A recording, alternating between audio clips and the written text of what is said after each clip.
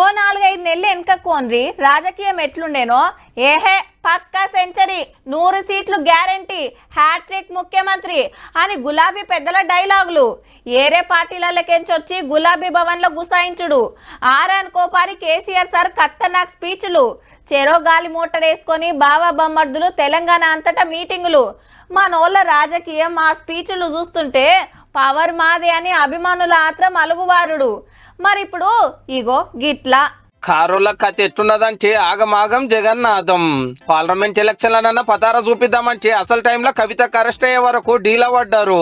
మీటింగులు పెట్టుడు స్పీచ్లు ఇవ్వాల్సిన కేటీఆర్ సారు హరీష్ రావు సారు కవితక్క నోదారస్థానికి సలాలిస్తానికి ఢిల్లీకి పోయిరి. ఎట్లనన్నా వేసి పార్టీని బయట పడేయాల్సిన వాళ్ళ మందు దందాలకెళ్లి ఆమెను బయటికి తెచ్చే బిజీలు ఉన్నారు ముఖ్యమైన లీడర్లు ఇద్దరు. అధ్యక్షుల వారు ప్రశాంతత కోసం పట్నం విడిచి ఫామ్ హౌస్ కు పోయిండు. ఏదన్నా మీటింగ్ ఉన్న ఆడనే జాయినింగ్లు ఉన్న ఆడనే ఎలక్షన్ల గంట కొట్టినా పబ్లిక్ వస్తలేడు ఏది మాట్లాడతలేడు. ఓడిన కాంచెలు ఓపారి నల్గొండలో ఓపారి కరీంనగర్ మీటింగ్ పెట్టిండు గంతే. ఇంకో దిక్కు సిట్టింగ్లు ఉంటలేరు సీనియర్లు ఆగుతలేరు. సీక్రెట్ మీటింగులు కండువాలు మార్చుడు టికెట్ల కోసం పైరవులు చేసేటోళ్ళు ఇప్పుడు బతిలాన్యా నాకొద్దు అని నచ్చిన పార్టీలకు జంప్ అవుతున్నారు. ఎంపీలు ఎమ్మెల్యేలు పోతున్నారు జడ్పీ చైర్మన్లు జారుకుంటున్నారు. వాళ్ళ ఎమ్మెల్యేలే సుమారు 26 మంది కాంగ్రెస్ పార్టీకు టచ్ లో ఉండి రేపు పార్టీలో చేరబోతున్నారు. సారుకు జరంత నిమ్మలమయ్యే ముచ్చటేందంటే ప్రవీణ్ సార్ ఏనుగు దిగి కారెక్కుడు ఒక్కటే. ఓ గల్ల 3వ పరిగిన గెలిస్తేనా సార్ రాజకీయం ఓ రేంజ్లు ఉంటుండే.